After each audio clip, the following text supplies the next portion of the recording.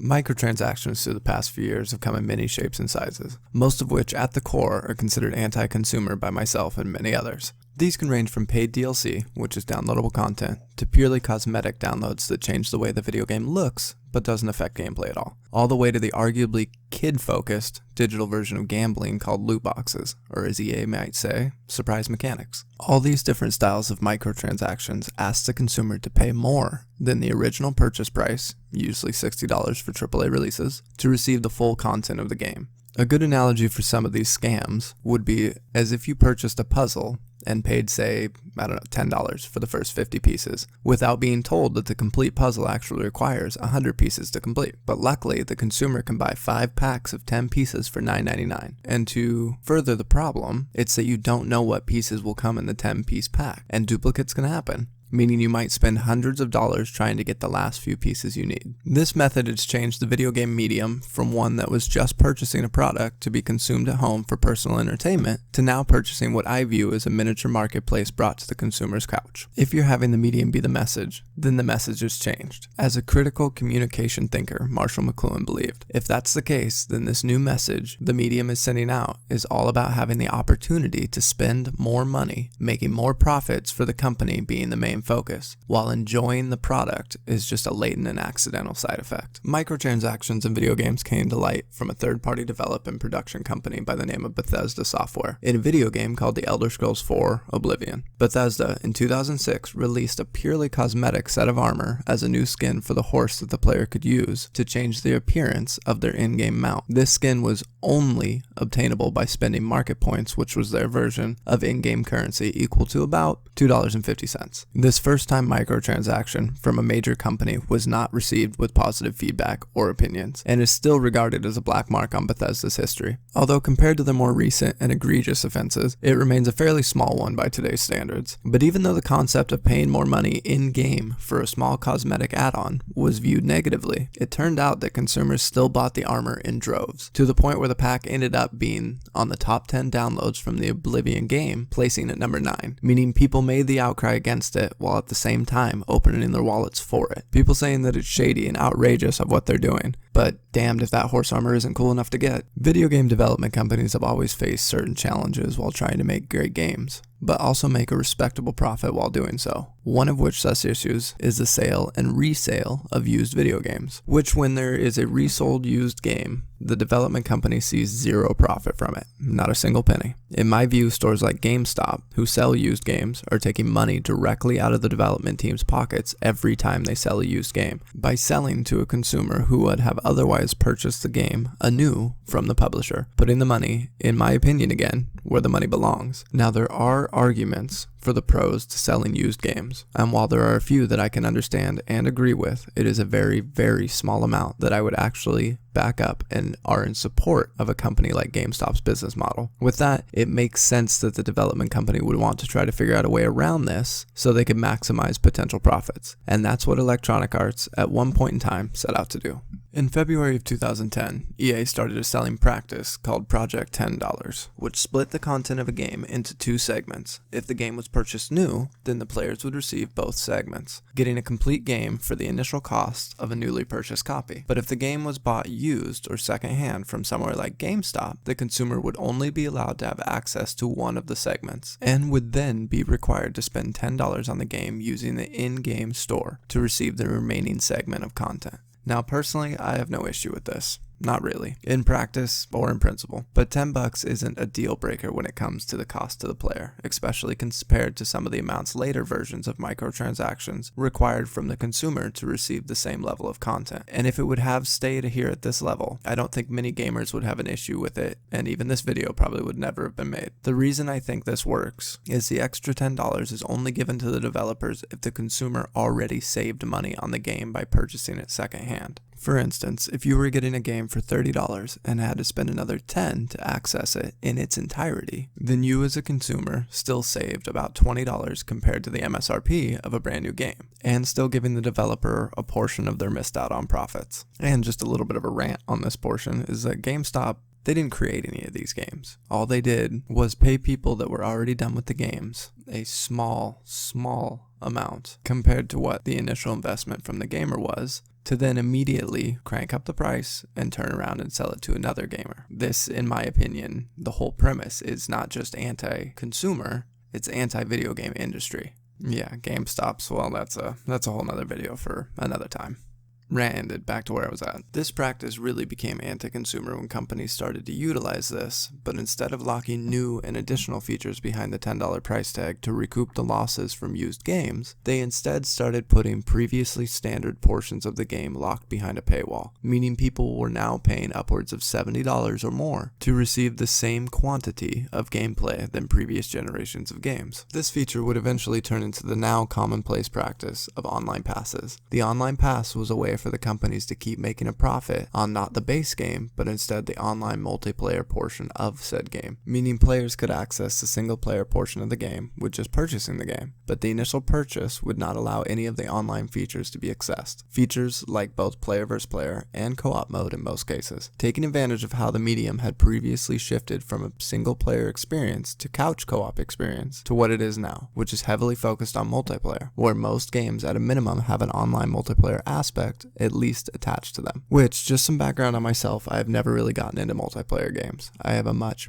deeper connection to the story that is written within the single player campaign. My need and enjoyment from video games is the ability to escape reality and enter these wonderfully portrayed worlds that the developers have created. I don't really have a single competitive bone in my body, and have never had to demonstrate my skill against others in really anything, let alone my video game skills compared to others. Never had the desire to know if I was the best at something, which honestly comes from a part of me that truly doesn't care if I'm the best. And reality is most likely I'm not the best at anything, and there's usually always someone better, and that's okay. The reason I bring this up is to show that when these online passes came out, they didn't affect me at all. Even this practice didn't have an impact on me from a gaming experience, my gaming experience. I still very much oppose the use of these business practices, because even if it doesn't change anything for me, I do understand how many people, how many other gamers this was affecting. Now fast forward a bit to the acceptance of direct buy purchases from gaming companies becoming commonplace. Now direct buy, which is where a company can put up an item, then the player pays for said item, as opposed to items that look like loot boxes, which are considered an indirect purchase, meaning the player does not decide what exactly they get. Instead, it is a random item. Nowadays, direct is the lesser of two evils for most gamers. After the dust settled from direct buy microtransactions, companies then continued to see how far they could push the envelope. And all of this eventually gets us to where current consumer practices are today, the infamous loot boxes.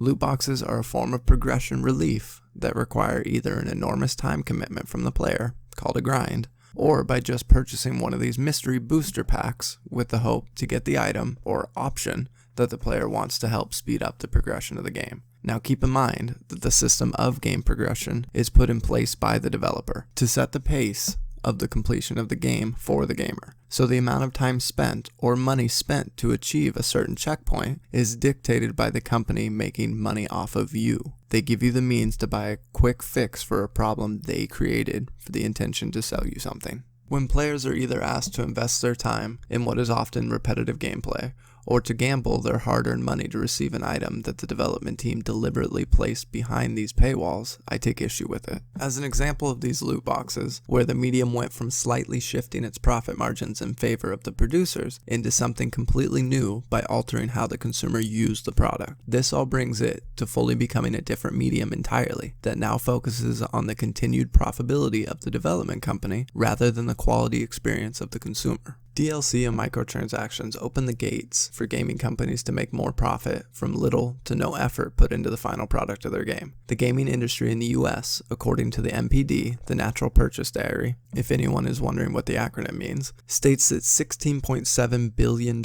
were spent in 2017, which is the most recent data, on video games, consoles, and accessories and peripherals. Everything used to play the game. The true number the industry pulled in that year was actually $43.4 billion. The difference of $26.6 billion comes from the changing of the medium and from the introduction of downloadable content and microtransactions. This new medium, with intentional manipulation of their consumers, have increased development and production revenue of games by over 62%, pulling dollar after dollar from gamers and taking it from other aspects of their life, meaning that the old medium of video games has ushered in a new medium on not just playing the game, but having games as a service, which I'm sure you have all heard that terminology before. While having developers continually working on a product after release can have some very positive effects on the final product, like adding in content to further an already complete story, or anything that might heighten the gaming experience for the player. The downside to this is that some developers are releasing games in an unfinished state and charging season passes and pushing pay to win or pay to skip features to bring in a large revenue stream while they finish the base game. Fallout 76 is probably the most notorious of these in recent memory, but they're not the only ones. Many games are getting released with either missing features and content while they previously had been advertised as in a completed state. This results in false advertisement and consumer confidence being broken. But with video game purchases growing year after year and companies getting away with these anti-consumer practices, it starts to bring into question on whether consumers are using the medium, as has been in the past: buy a game, play it, finish it, buy a new game, rinse and repeat.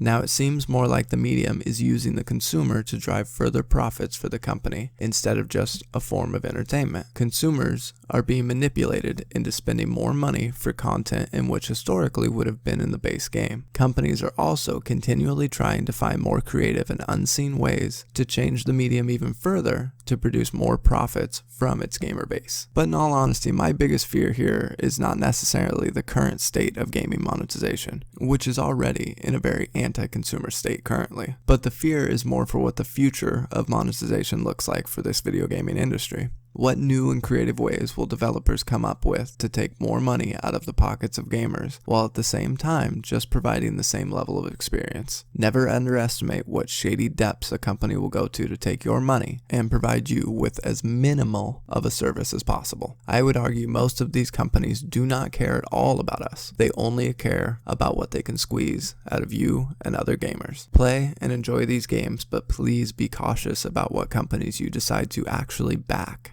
There are already too many anti-consumer practices in this industry, and it doesn't seem to be slowing down anytime soon. Greed is a powerful motivator. Going into the future, there are things to look out for, and current gaming companies are regularly filing for patents for systems that are used to push the sale of microtransactions from players. Just one example is US patent number 9789406B2. Submitted by Activision Blizzard, where the company has created a matchmaking system for their online games that, instead of pairing players with others of their own skill level or geographical region, it instead pairs players that have spent money on the game through microtransactions for higher quality items with players who have not. The idea is to have the players who haven't spent money to be able to see what spending on these items looks like in action, hopefully promoting them to make the purchase themselves by showing them how they can do more in-game because of the higher statted gear, or how much more aesthetically pleasing the new gear or skills might be. This new matchmaking form is essentially sacrificing quality of gameplay for in-game product placement. With practices like this, it is easy to see that the consumer or player might not be the one fully using the medium anymore, but instead the company and their drive to make more money might have this new medium using the consumer instead of the other way around. Video games have changed from being a product we brought into our homes to consume into a virtual shopping center that's filled with items us as the consumer should have gotten with the base game, having items purchasable being veiled within the original product. Let me know some of your personally most egregious versions of microtransactions that you have seen down in the comments. And as far as the patent I described, that is just one of many. They are out there. Look some up and see how crazy and anti-gamer some of these are. And let me know down in the comments if you find one that just seems, too crazy to believe. And thank you for taking the time to listen to this video. If there are any other topics you would like to see me do a video on, please don't hesitate to reach out to me and make suggestions, either on Twitter or in the comments. Also, there are some buttons down below. Feel free to hit a few. That's what they're there for. And as always, references are down in the description. Thank you all.